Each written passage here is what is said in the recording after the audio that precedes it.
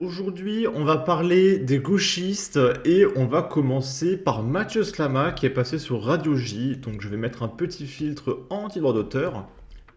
Et en gros, Mathieu Slama, il comprend pas que les Français soutiennent les Français aux Jeux Olympiques.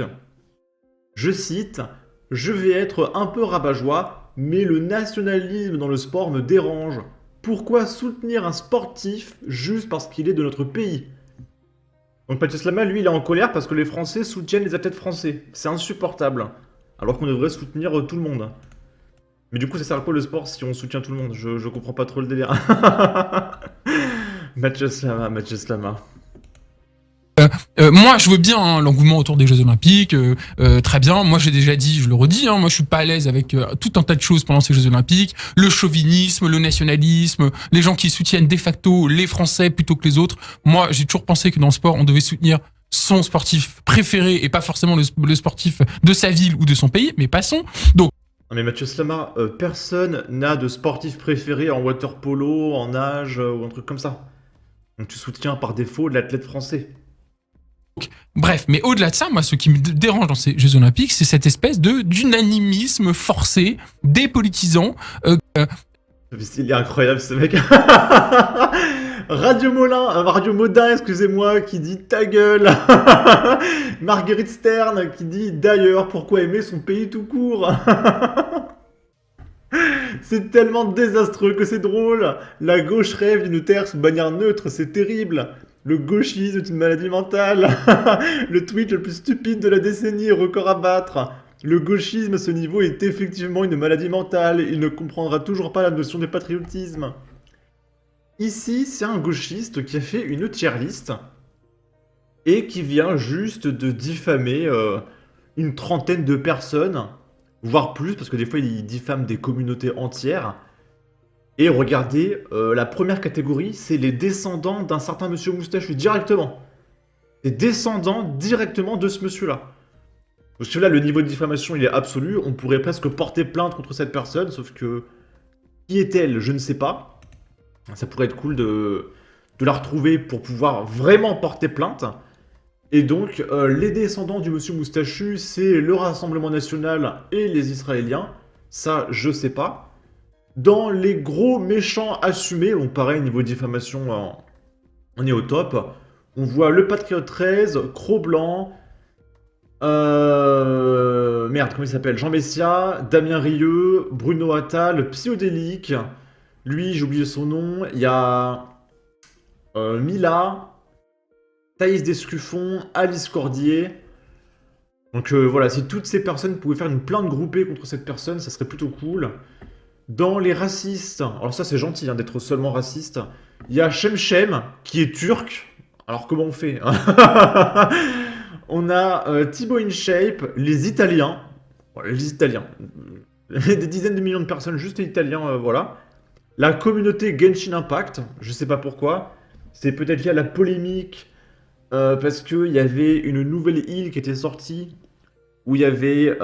c'était une île désertique en fait. Et parce que les persos n'étaient pas assez bronzés. Parce qu'ils étaient bronzés les persos, hein. Mais pour les gauchistes, c'était pas assez bronzé, donc c'était forcément que tout le monde était raciste. Voilà, il fallait faire du marron plus foncé que du marron trop clair. Mais je l'ai laissé tomber, hein. Il y a Tanguy David, il y a Sardoche, il y a South Park. South Park est seulement ici, d'accord. Et si je me trompe pas, c'est pas Astérion, ici on dirait. Là, il y a la communauté CSGO. Et un peu à droite, il y a la communauté Attaque des Titans. Il y a des mangas, si tu regardes un manga, t'es forcément de droite. Tu peux pas regarder l'Attaque des Titans et voter pour le Rassemblement National. C'est incompatible pour les gauchistes. C'est un peu comme ceux qui disent tu peux pas être de droite et regarder One Piece. Alors que One Piece critique les gauchistes, justement. Donc ça, je comprends pas. Que tu regardes l'archipel des hommes poissons, la thématique c'est quoi? C'est qu'il y a des enfants, on leur inculque la haine des humains toute leur vie, depuis qu'ils sont bébés, on leur dit les humains, il faut les tuer, ils sont méchants, ils sont méchants, ils sont méchants. Et quand Luffy il arrive à l'archipel des hommes poissons, il y a Odie, il a une haine des humains, il veut tuer tout le monde, mais il sait pas pourquoi, c'est juste il a la haine. Et c'est un peu une critique du gauchisme. Où on voit, voilà, il fait des tier lists pour dire il a la haine, on va les tuer, ils sont méchants, ils sont méchants. Pourquoi? Je sais pas. Ils sont méchants. Voilà, c'est pareil. L'archipel des hommes poissons, C'est le gauchisme. Et ces mêmes gens vont te dire, oh, on peut pas regarder One Piece et être de droite. Ils sont idiots, ils sont stupides, mais vraiment. Là, c'est une vidéo qui refait surface. C'est Manon Aubry qui s'était pointée en bleu de travail, comme ça, alors qu'elle a jamais bossé de sa vie, au Parlement européen. Parce que ça fait longtemps qu'elle est au Parlement européen et qu'elle touche des dizaines de milliers d'euros par mois, d'accord? Et elle va nous expliquer pourquoi elle s'est pointée comme ça au Parlement européen. Levons-nous, femmes esclaves, et brisons nos... Donc là, on est à 3 secondes de vidéo, et elle parle de femmes esclaves. En Europe. Et pour Manon Aubry, les femmes sont des esclaves en Europe. Donc moi, ce que je propose, c'est qu'on se cotise tous pour offrir un billet d'avion à Manon Aubry pour qu'elle fasse un tour, je sais pas, en Palestine, en Irak, en Arabie Saoudite, au Congo, pour qu'elle découvre un peu comment vivent les femmes là-bas. Parce que là, tu insultes en fait, je sais pas, 300 millions de femmes en Europe. Qui est une esclave en Europe? Mais qui es-tu? Vraiment, c'est insupportable. entraves, debout, debout, debout. Pour cette intervention sur le droit des femmes, permettez-moi de m'adresser à vous, habillée en Rosie la Rifteuse, icône du combat féministe et symbole en France de la mobilisation actuelle des femmes. Ce bleu de travail, ce foulard rouge et ces gants de ménage jaunes, nous sommes des milliers de femmes à l'avoir porté dimanche dernier pour la Journée internationale des droits des femmes. Nous l'avons porté... Donc, la vidéo date de 2020. Hein. C'est pour Manon Aubry, les femmes en 2020, c'était des femmes de ménage bonnes à rien. Mais c'est tellement rabaissant, mais c'est horrible. Hein. En 2020, dire ça à des femmes. Et je dis ça premier degré. Hein. Pour refuser les 16% d'inégalité de salaire entre les femmes et les hommes en Europe. Bon, ça a été débunk depuis X années. Nous l'avons porté depuis des mois déjà pour dénoncer une réforme des retraites en France. Parce que ça, c'est la même fraude que le salaire moyen. Souvenez-vous, BFM TV qui dit que les Français, en moyenne, ils ont 450 000 euros de patrimoine. En moyenne. Bah oui, évidemment. Et comment on gonfle ces chiffres? C'est en prenant les Bernard Arnault, les footballeurs, etc. Oh, bizarrement, la moyenne, elle explose. Bah c'est pareil pour le salaire. En fait, ils prennent les Bernard Arnault, les Kylian Mbappé, etc. Oh, bah les hommes, ils touchent plus. Bah oui. Mais en fait, tu prends un poste égal, bah y a pas de différence, en fait. Ça a été débunk depuis X années, faut passer à autre chose. France, dont les femmes seront les grandes perdantes. Nous l'avons porté pour soutenir les femmes de chambre sous-traitées et invisibiliser des femmes des hôtels de luxe. Nous l'avons porté pour pointer la double journée des femmes, qui consacrent près de 2 fois plus d'heures au travail domestique que les hommes. Nous l'avons porté pour protéger notre droit à disposer de notre corps, sévèrement menacé dans certains pays d'Europe, dont la Pologne. Nous l'avons porté pour dénoncer les... Mais qu'est-ce que tu veux faire en fait? Parce que en fait, ce qu'elle dénonce, c'est des trucs qu'il y a à la maison. Donc supposons, il y a un couple, t'as la femme, elle bosse 2 fois plus que l'homme. Qu'est-ce que tu fais? C'est quoi, t'appelles un inspecteur de couple, puis il va vérifier dans les maisons. Bonjour madame, vous avez travaillé combien de temps aujourd'hui? Ah, t'as fait le lave-vaisselle et l'aspirateur alors que monsieur l'a regardé à la télé? Bah voilà, une amende. C'est ça que tu veux? Enfin, comment on fait? Comment tu mets ça en place? À part te plaindre. impunité dont jouissent les agresseurs, protégés par les cercles de pouvoir. Nous l'avons porté pour nous lever et nous casser, comme Adèle Haenel face au César de la honte attribué à Polanski. Nous l'avons porté pour hurler notre colère face aux décomptes insupportables et morbides des féminicides, dont 149 en France pour la seule année 2019. Nous l'avons porté malgré la répression. Alors c'est dommage, c'est terrible. Mais tu sais ce qui est pire? C'est les 40 000 attaques au couteau par an en France.